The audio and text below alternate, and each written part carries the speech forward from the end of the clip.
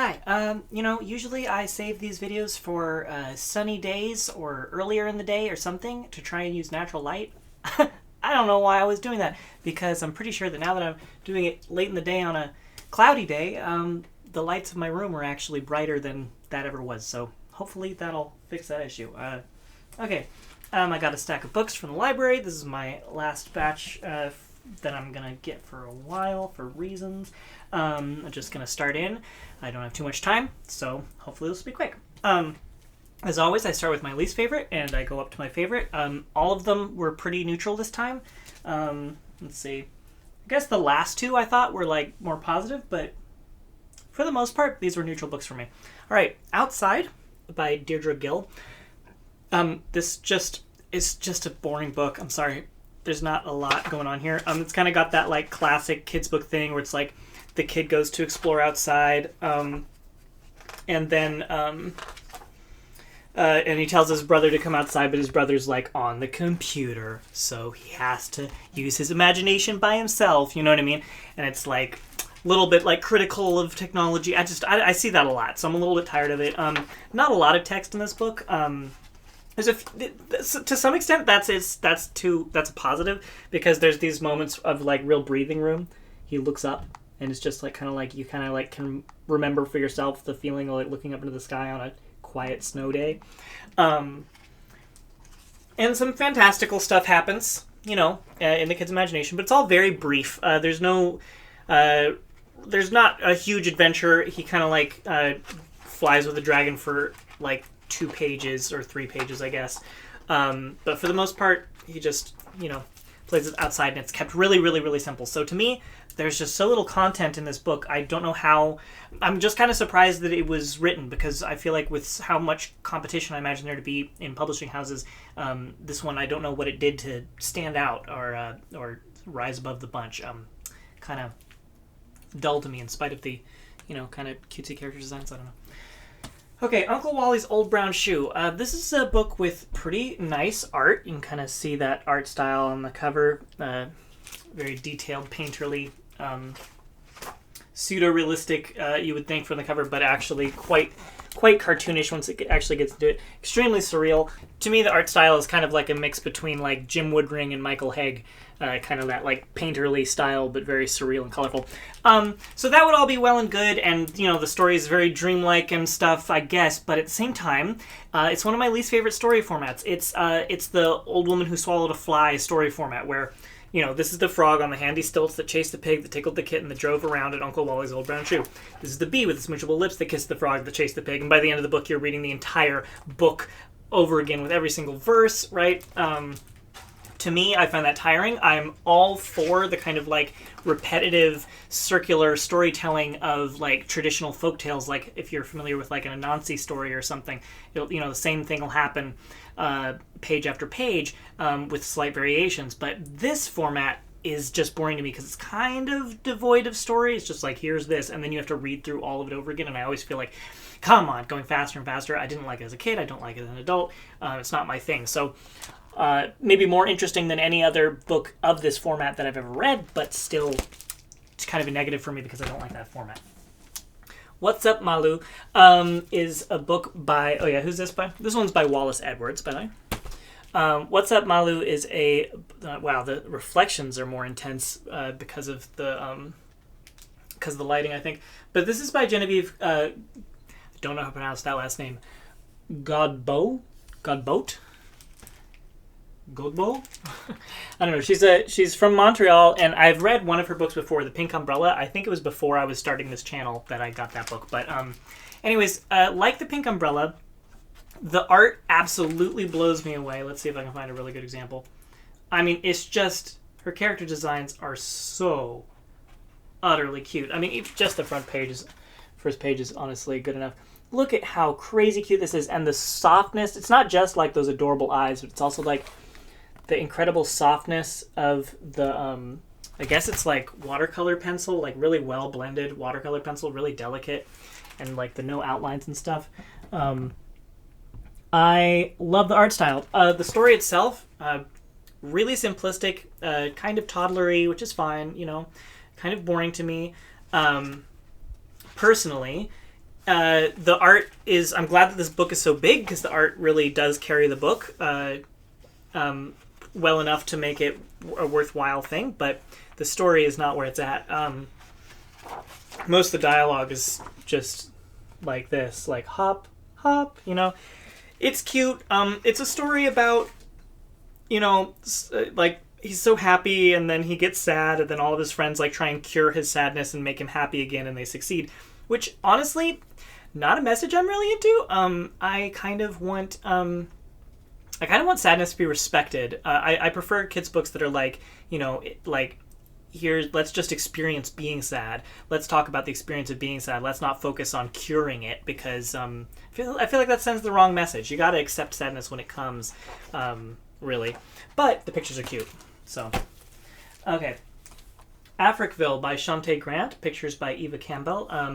This is the first of what I guess I would call my neutrals. Honestly, all of these are pretty neutral, but those three were like my more on the less positive side. This one is the first of my like more neutral ones. So Africville by Shantae Grant and pictures by Eva Campbell. This is a interesting book, but I honestly would say that the most interesting part of it is the little history lesson on the last page that talks about what Africville is sort of a small black community in Nova Scotia that was initially founded, I guess, by black loyalists, those who, like people of African descent who fought for the British in the American Revolutionary War, I think, is what I'm reading from that. And other people. And, the town has this whole history, and it goes into that, and it's also something that I'm sure you could learn about on Wikipedia, probably even more than this book. So that's kind of... If I have a complaint about this book, the reason it's more neutral is because I feel like the meat of the book you could get just as easily from the Wikipedia article, because this is very Wikipedia article-ish back here. The rest of this book, honestly, it's not that it's bad, it's just that it's very much written for someone who lived in Africville, by someone who lived in Africville, which is, like, great if you did. I didn't. I don't have a huge connection to the place, so in order to appreciate the story, I needed the context. Therefore, the context was the interesting part of the story to me. It makes very specific references to like places in Africville, the Caterpillar Tree, Tibby's Pond, etc. It's a nice little snapshot. It's definitely got a lot of atmosphere, and it really gives you that sense of like peeking into somebody else's life. But it doesn't ever get very personal. It doesn't. I mean, it personal to the author clearly, but like it doesn't. There's not a character with a name. There's not a plot. There's not dialogue. It's just like I remember this. I remember this. I remember this. Basically, it doesn't phrase it like that, but that's essentially what it is. It's just like somebody's memories, but you don't know whose. So I guess it's the author's, right? So it's very personal to the author, but it doesn't. I don't know. It's like a meditative little peek into somebody else's memories, and it's not bad at all. But I feel like to really appreciate it, you either have to have the context. So and the book gives you the context. So it's not bad, but it's an interesting book. I guess it just isn't. It doesn't grab me as a super fascinating read. But the story that it represents, that you could get from, say, Wikipedia or the back of this book, that is a gripping read. So, do that. Okay. I'm not sure how to pronounce this. I have a friend whose name is pronounced like that, or I guess I haven't seen her in years, so I used to have a friend whose name is spelled like that and it's pronounced Lila, but it could be Layla. Layla and Saffron? Lila and Saffron? I'm going to say Lila because the person I know with that spelling pronounces it Lila. By Ruxana Guidros, illustrated by Dinara Mitalipova. I'm not exactly sure how to pronounce those names, but hopefully I did okay. So this is a really straightforward book. It's got really nice color in it, as you might suspect from the cover and the title. It's got some really nice patterns. Look at these end pages, honestly, are like probably my favorite part of the book, just visually. It's got a vocabulary in the back. It's a very slice of life book. There is a bit of a story, but it's not like a story with rising action or conflict or anything like that. It's just slice of life. It's kind of the story of a night, like a communal dinner night in the home of a Pakistani family, and following the like young daughter of the family. She helps make curry. She tries on her grandmother's scarves, and it kind of has a theme of she's like seeking her identity. It says this interesting thing. She's not sure if I like being me. I'm not sure if I like being me. It says in the beginning. And it says, tonight I'm on the lookout for parts of me that I like. And then it a little bit distracts from that a bit.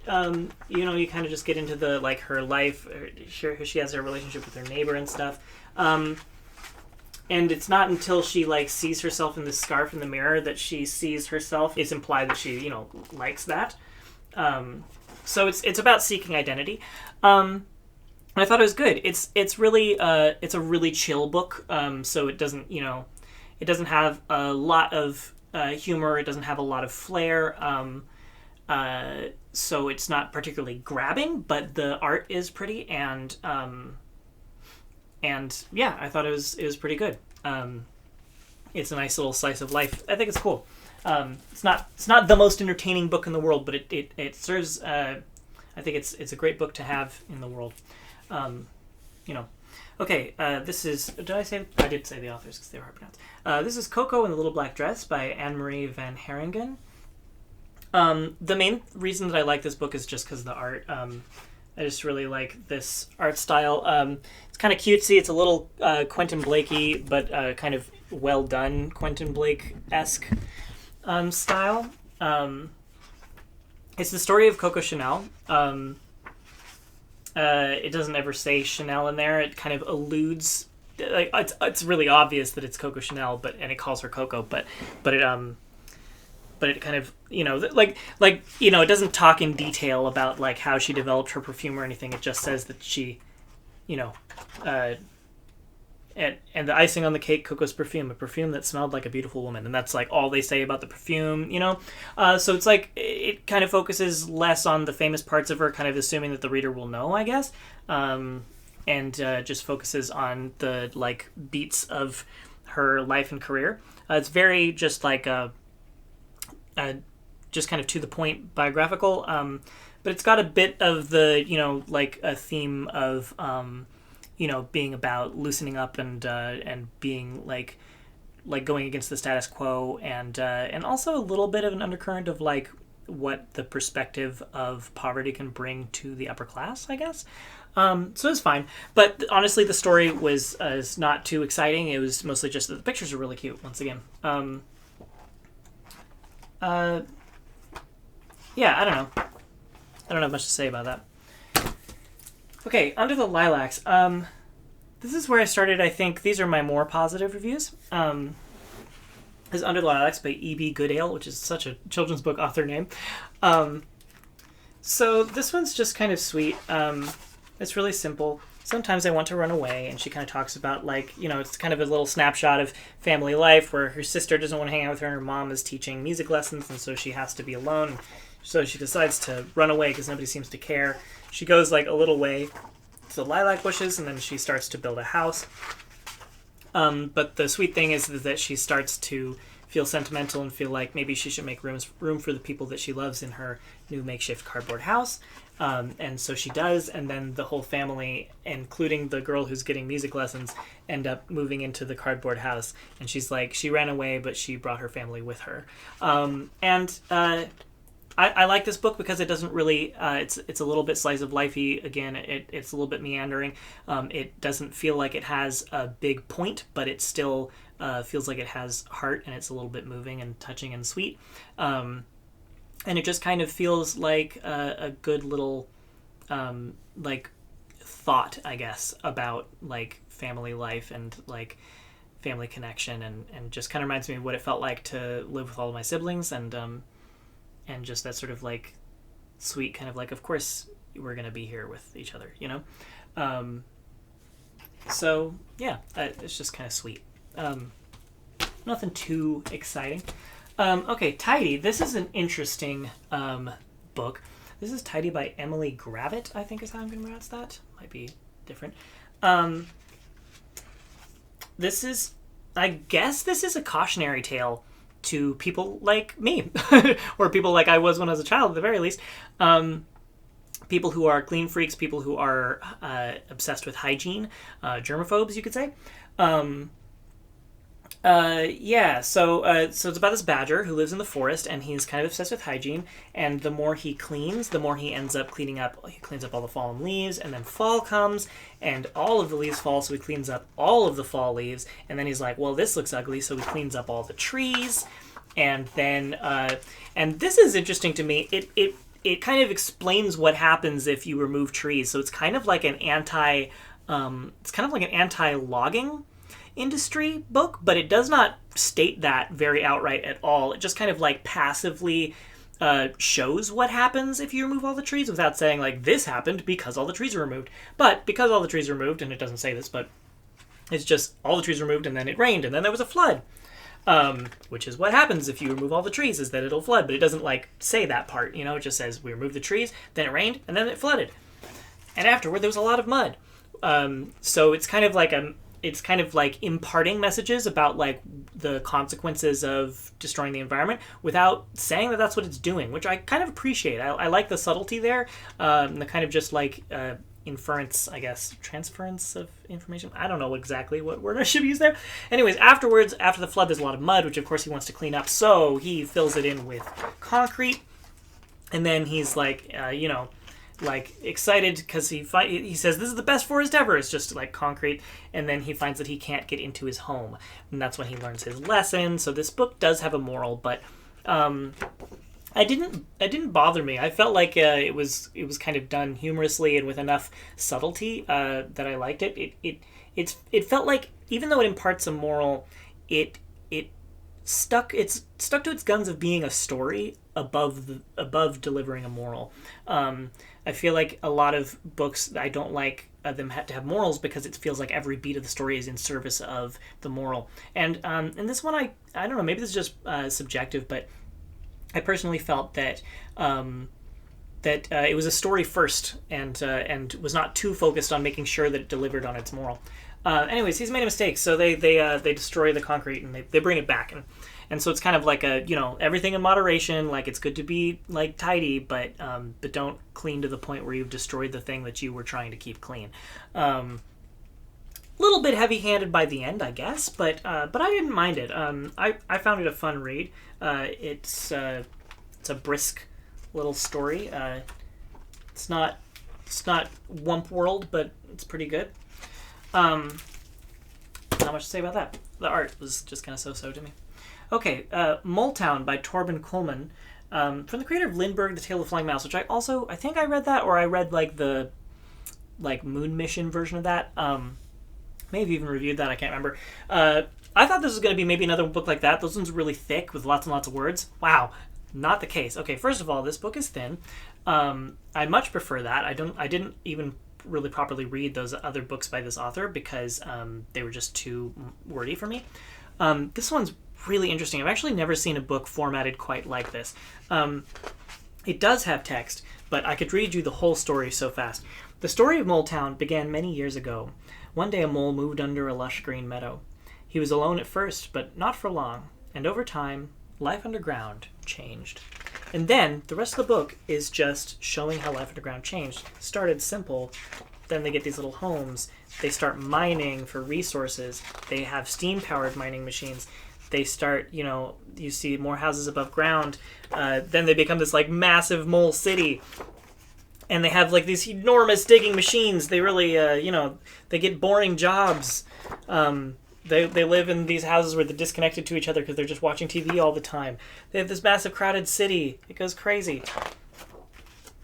Many generations later, the mole's green meadow had completely disappeared. Almost. That's all the text in the whole book. So I just read you the book. So you can make your own mind up about it. I thought it was really interesting. I mean, it's, again, I guess it's kind of got a message about environmentalism. It's sort of Wump World in a nutshell, but man, it goes light on that. It does not push a moral. It just shows something happening and lets you make up your own mind about it, which I think is a much better way if you need to impart a moral to do that. Somebody's put a good job sticker on this library book. So I thought that was great. What an interesting way to tell a story. I've just never seen a book like that has like these little book-ended sentences, and then like all the rest of the story is just told visually. It really makes you want to like take your time to look at each picture, and the pictures hold up to that. They're interesting. They're pretty, and there's little details like how this train goes up and down while these ones go side to side. That's interesting to me. So I found that quite enjoyable. Nice. It doesn't ask too much of you, you know. Okay, these last two are the ones that I thought were like. Good stuff. Okay, Be Still Life by O'Hara Hale is what this one's called. This one is really essentially just a guided meditation, and normally I think that would really bother me. This one pulls it off. It really is touching to me. Here, I'll read a little bit of it to you. It's sort of also a book about the five senses, but I didn't even really notice. It kind of... I only say that here because it says in this whimsical celebration of the senses.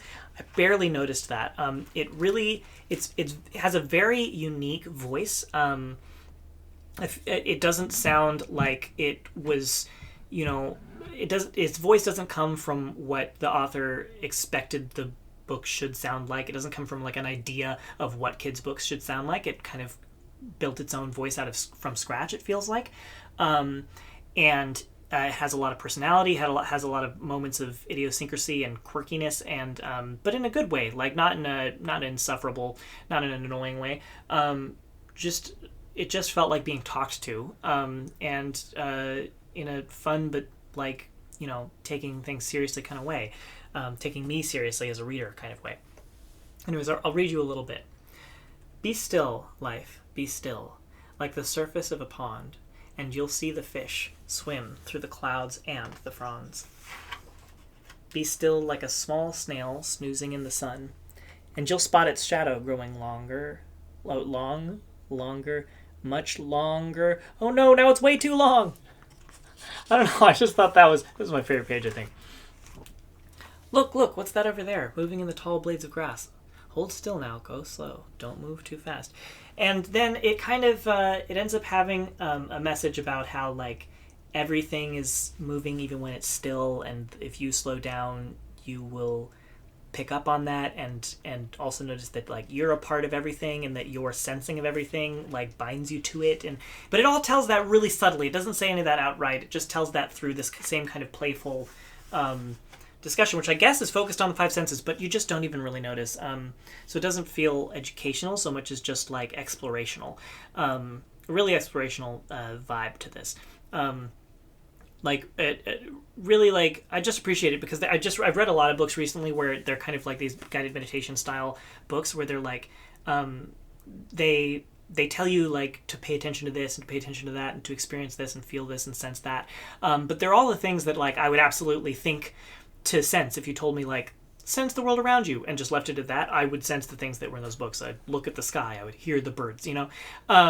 This one goes in some different places. It makes up some things. There's a turtle on roller skates, so there's silly moments, but there's also like stuff that I just, you know, some things. Now let's look up at the leaves in the trees. Do you see how they sway in the whispering breeze, right? Like I would think to listen to the trees in the breeze, right? But there's other things that are less so. It's like listen to the sound of fruit and like wondering if the sky like can sing, and listen to your heart. And oh, this one's great. How about this? Can you hear nothing too? In the silence and the stillness, there is something. Is it you? I like that. You'll feel the sun's light when you hear the morning song, blah, blah, blah. I don't know. So it just kind of like, it really takes its time to like reach out and poke and prod, and it does kind of effectively make you think to pay attention to things that you wouldn't necessarily pay attention to, which I think is the goal of all of these guided meditation style books, and most of them kind of fail at that because they're too default. This one, through its unique voice, I think really gets you to pay attention to things that you actually might not have been paying attention to, personally anyways, or at least pay attention to them in a way that you wouldn't have, I guess is a better way of saying that. Like pay attention to things that maybe you would have noticed but you wouldn't pay attention to in this way. So it has a lot of like, it kind of brings you into its own space of intentionality, which I was surprised. I was pleasantly surprised. And the voice of it is just fun too. It's not that it's just effective. It's also like a fun voice that the book has, that keeps you engaged. You know, you're not bored by it. You're like, it feels like a person is talking to you, and it's a charming person. Okay. The Jacket, words by Kirsten Hall and pictures by Dasha Tolstikova. This is my final book for today. Well, this is going to be my shortest video yet. I'm happy about that. I wish I could take off the jacket because you can't really see it here, but this yellow jacket actually does clearly come off, and underneath it is a book that has these eyes. These are cutouts from the yellow onto the hardcover that has the eyes on it, which is relevant to the story because it's about a book who does not have a jacket, and he wants to be noticed, but nothing makes him stand out. And then I love the art in this. This is really, really charming, like kind of casual feeling, but also just really like you can feel the artist's enjoyment of their own drawing in this art style, I think. I really felt the soul in this art, but also like not, there's no anxiety in this art. So yeah, she notices him, and she notices him because, you know, like they have a special bond, and it's special to her, and this book becomes her most precious possession other than the dog. And then the dog ends up like there's a dialogue of the book being kind of jealous of the dog, which is kind of interesting, but you still really get this sense of like how much this girl has like become attached to this book. And that just made me really nostalgic. I just remember like being kind of arbitrarily almost attached to specific objects. Like, even if I'm not going to read this book every day, I just like having the book physically with me. Like, I remember that feeling, and I feel like this touches upon that in a way that really made me like remember a part of my childhood. The book gets broken by the dog, and she gets mad at the dog, and she's really sad that night, and the book thinks maybe she'll never read him again. But then there's this moment that I love the illustration for. But when the girl opened her eyes, there was no sadness to be seen. Something had changed. Look at the emotion expressed in this moment. I love the focus on that. It's such a humorous emotion that's being communicated here. And the girl's making something, and she makes it a cover. And presumably, she also makes peace with the dog, but it actually doesn't say that. She kind of gets angry with the dog, and then they never really make up, but the dog's standing there beside her, so it's kind of implied that, like, she woke up the next day and she was fine. So it's great because I guess it's a little bit of a story about, like, how the book has, you know, wanted to be special but felt plain, and then found that through somebody's appreciation of him, he was able to learn that he was in fact special. Which, I don't know, you could probably try and read a message in that. I don't think that the message there is an intentional one necessarily, because it doesn't feel intentional. It doesn't feel like this book actually does have a message, even though you could maybe try and push one onto it. It doesn't read like it has a message. But the book does get to feel special, and that just feels like a narrative rather than a message, right? Like that's the book's personal narrative. This kind of ends after that, so it's a little bit slice of lifey, and I think above all, what this book succeeds in doing is really just captures a moment in childhood, captures the feeling of a particular kind of childhood feeling of being, like, you know, attached to having an object with you physically, even when you're not using it, and then the like turmoil of having anything happen to that object, and then the feeling of how a night of sleep can just wash away that turmoil and replace it with an easy solution that actually ends up being fun, creative, and adding even more meaning and purpose to your connection to that object. And then in the back it has how to make your own book jacket.